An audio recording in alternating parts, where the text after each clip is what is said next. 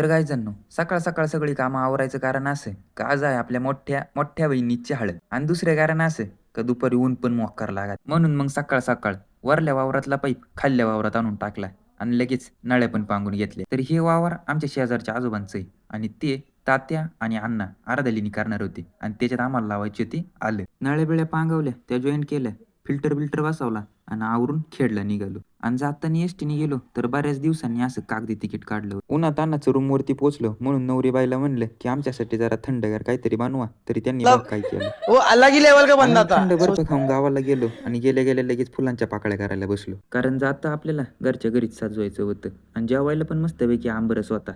तोच आंबरस गार ठेवण्यासाठी बर्फाच्या कुल्फ्या आणायला गेलो होतो. तिकून येईपर्यंत दिदीने यांनी मस्त जातं सजून ठेवलं होतं.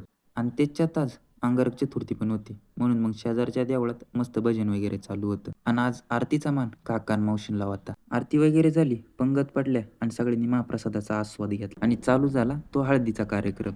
आणि त्याच्यात पाठीमागं गडबड एवढी का बरेचसे व्हिडिओ काढायचेच राहून गेले. आता ही सगळी मंडळी हळदीसाठी गावावरून आली होती. मग मी पण गावाला त्यांच्यासोबतच गेलो. तर कसा वाटला आजचा ब्लॉग कमेंट करून नक्की सांगा. भेटूया पुढच्या ब्लॉगमध्ये.